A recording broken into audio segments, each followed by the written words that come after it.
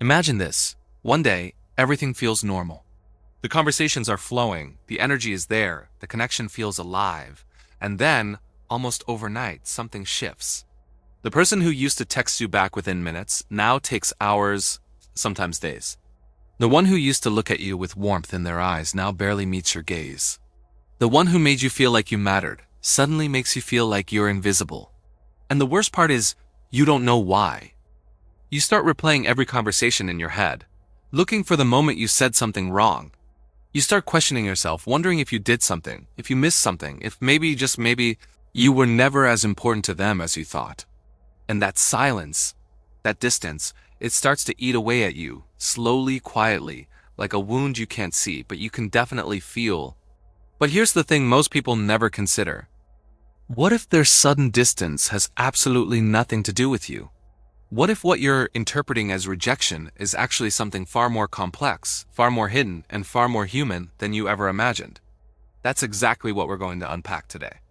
And I need you to stay with me on this one, because what you're about to hear will fundamentally change the way you understand the people around you. And honestly, it might change the way you understand yourself too. If this kind of deep, honest content resonates with you, do me a favor, hit that subscribe button, leave a like, and keep watching. Because every single point in this video builds on the last, and the most important revelation comes near the end. Now let's start with what most people believe. When someone suddenly pulls away, the gut reaction, the automatic assumption, is that they've lost interest. They don't care anymore. They found someone better. They're done with you. And I get it. That's the easiest story to tell yourself because at least it gives you an answer, even if it's a painful one. The human brain hates uncertainty more than it hates bad news, so we'd rather believe the worst than sit in the unknown. But psychology tells us something very different.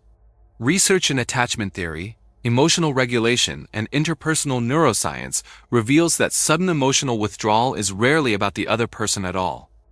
In most cases, it's an internal process, a psychological response triggered by something happening inside that person's own mind, their own nervous system, their own unresolved history. Let me explain what I mean. The first and most common reason someone suddenly acts distant is emotional overwhelm. And this one is critically misunderstood. We live in a world that constantly demands emotional output. Be present. Be available. Be supportive. Be connected. And for a while, most people can sustain that. But there's a threshold, a line that gets crossed when the emotional demand exceeds the emotional capacity. And when that happens, the brain doesn't send a polite notification. It doesn't say, hey, I'm running low, I need a break. Instead, it does something much more abrupt. It shuts down. This is what psychologists call emotional withdrawal as a regulation strategy. When someone's internal world becomes too heavy, too chaotic, too much, the nervous system pulls the emergency brake. And from the outside, it looks like coldness. It looks like indifference. It looks like they suddenly stopped caring. But from the inside, it's the opposite. They care so much, they feel so deeply, that their system literally cannot handle the intensity anymore, and shutting down is the only way they know how to survive the weight of it. Think about that for a moment. The person you think is pulling away from you might actually be drowning, and the distance isn't a wall, it's a life raft. Now, the second reason is something most people completely overlook, and it's one of the most important things you'll hear in this video. Some people pull away not because they feel too little, but because they feel too much. Specifically, they start feeling a depth of connection that terrifies them. This is rooted in what's known as avoidant attachment, a pattern formed in early childhood when emotional closeness was met with inconsistency, rejection, or even punishment. For someone with this pattern, intimacy is not just uncomfortable, it's threatening. Their subconscious mind has been wired to associate closeness with danger. So when a relationship starts to deepen, when they realize they actually need someone, when the vulnerability becomes real, their internal alarm system goes off. And the response is to create distance. Not because they want to, not because they've made a rational decision to leave, but because every cell in their body is screaming that getting closer means getting hurt. And here's the part that changes everything. If you watch closely, you'll notice that this kind of withdrawal often happens right after a moment of genuine connection, right after a deep conversation, right after a vulnerable exchange, right after things felt closer than ever. That timing is not a coincidence, it's a pattern. And once you see it, you can never unsee it. But wait, because there's a third layer, and this one cuts deeper than the rest. Sometimes, People pull away because they're protecting you, not from something external, but from themselves, from their own darkness, from their own chaos, from the version of themselves they don't want you to see. Depression does this. Anxiety does this. Shame, grief, self-loathing, they all do this. When someone is going through an internal crisis, when the voice in their head is telling them they're not good enough, not worthy enough, not stable enough, the last thing they want is to let you close enough to confirm it, so they push you away. They convince themselves that you're better off without them.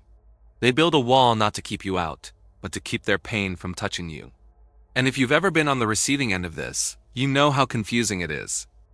Because everything in you is saying, just let me in, I can help, I want to be there.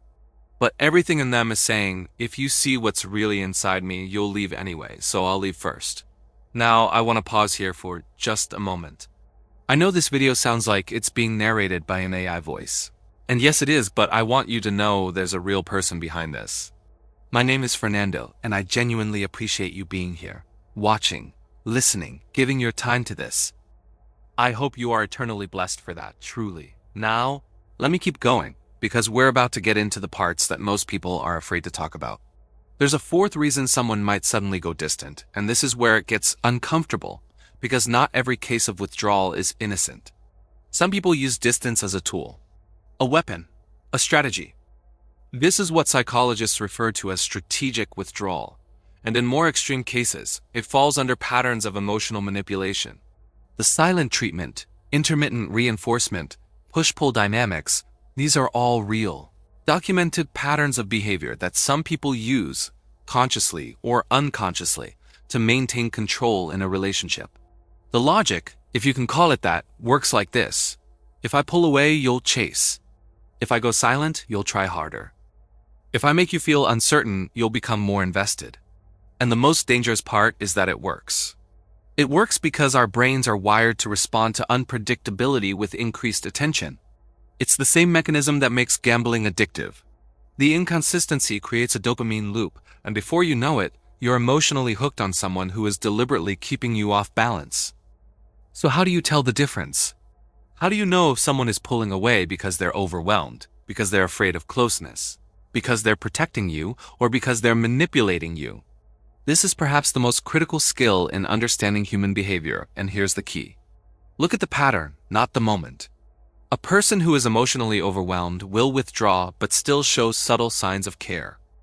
They might not text you back for days, but when they do, there's warmth there. There's guilt. There's an unspoken apology in their tone. They haven't disappeared emotionally, they've just retreated temporarily.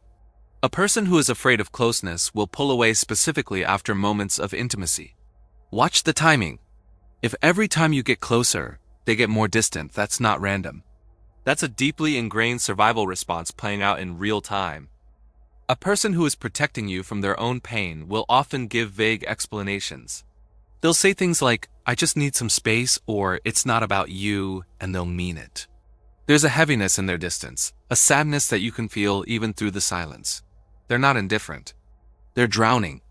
But a person who is using distance to control you, that looks different. There's a calculated quality to it. The withdrawal comes at strategic moments, often when you've expressed a need, set a boundary, or done something independent.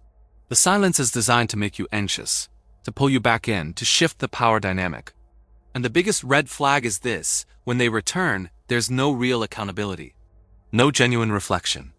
Just a smooth re-entry, as if nothing happened, and the cycle starts again. Most people never learn to read these differences. They treat all distance the same, react the same way every time, and end up either pushing away someone who desperately needed patience, or clinging to someone who was never going to give them what they needed. And this brings us to something that doesn't get talked about enough. Your response to someone's withdrawal says as much about you as their withdrawal says about them. If someone pulls away and your immediate reaction is panic, if you feel a desperate need to fix it, to chase them, to do whatever it takes to close the gap, that's worth examining. Because that response usually isn't about them. It's about a wound inside you, an old fear of abandonment, a belief that if someone leaves, it means you weren't enough. A pattern that started long before this relationship, long before this person, maybe as far back as childhood. Neuroscience shows us that our attachment responses are formed in the first few years of life, and they stay remarkably consistent unless we consciously work to change them. So when someone goes quiet and you feel your entire world shake, that's not just a reaction to the present moment. That's your nervous system, replaying an old script, one that was written when you were too young to even understand what was happening. And here's where the real power lies.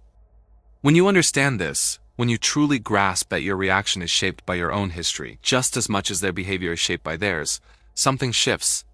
You stop making it all about what they did. You stop spiraling into anxiety and worst-case scenarios. And you start seeing the situation with a clarity that most people never achieve. You begin to ask different questions. Instead of, why are they doing this to me, you ask, what might they be going through that I can't see? Instead of, what did I do wrong, you ask, is this really about me or is this about something they're carrying? Instead of, how do I get them back, you ask, what does my reaction to this tell me about my own patterns? And that shift, that single change in perspective, is the difference between emotional reactivity and emotional intelligence. But I want to be honest with you about something, because this isn't just about being understanding and patient. There's a line, and that line matters. Because while compassion is important, while empathy is necessary, there comes a point where someone's withdrawal stops being a temporary retreat and starts becoming a permanent pattern. Where the silence isn't a pause, it's a message. And the message is, I cannot or will not show up for this connection. If someone repeatedly pulls away without ever explaining, without ever coming back and having the hard conversation, without ever taking responsibility for the impact their absence has on you, that's not something you should endlessly accommodate. Compassion doesn't mean self-abandonment. Understanding someone's psychology doesn't mean accepting behavior that consistently hurts you. There's a concept in psychology called the window of tolerance. It's the zone within which a person can function effectively emotionally. Everyone's window is different, and it changes based on stress, trauma, and life circumstances. When someone is outside their window, they might shut down, pull away, become unreachable. And that deserves patience. But if they never come back to the window, if they never do the work to expand it, if they never meet you even halfway, then the kindest thing you can do for both of you is to recognize the truth of the situation.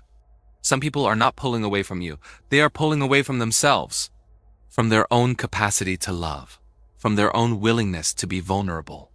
And no amount of your patience, your understanding, your love can do that inner work for them. That doesn't mean they're bad. It doesn't mean you failed. It means they're in a place you cannot reach, and waiting at the door of someone who may never open, it is not loyalty. It's self-neglect. Now, I want to leave you with something that I think ties all of this together. Because at the core of everything we've talked about, the overwhelm, the fear of closeness, the self-protection, the manipulation, the attachment wounds, there is one universal truth about human distance. Every act of pulling away is, at its root, an act of self-preservation.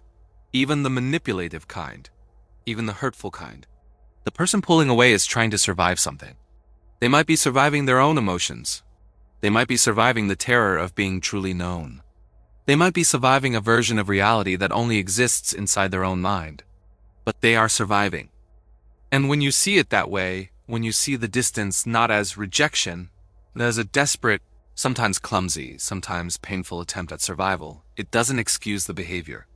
But it does transform your understanding of it. And with that understanding comes something invaluable. The ability to respond instead of react. The ability to hold space without losing yourself. The ability to love someone and still choose yourself when their distance becomes too much. The people who go quiet, the ones who pull away without warning, they are not mysteries to be solved. They are humans navigating an internal world that is often far more painful and far more complicated than anything they've let you see. And the fact that you're here, watching this, trying to understand rather than judge, says something deeply important about who you are. You are the kind of person who seeks to understand before reacting. Who wants to know the truth, even when it's uncomfortable? Who cares enough about human connection to try to decode the silence instead of simply walking away from it? And that, more than anything, is what the world needs. People who don't just see the distance, but wonder what's behind it. People who understand that sometimes the ones who go silent are the ones screaming the loudest inside. So the next time someone in your life suddenly pulls away, before you panic, before you blame yourself, before you write the story in your head, take a breath. Remember what you heard today. And ask yourself not just what they're doing, but what they might be feeling. Because behind every wall, there's a person. And behind every silence, there's a story that's waiting to be understood. If this changed the way you see something or someone, share this with a person who needs to hear it. And remember, understanding people doesn't start with analyzing their behavior. It starts with having the courage to look deeper than the surface. And you just did.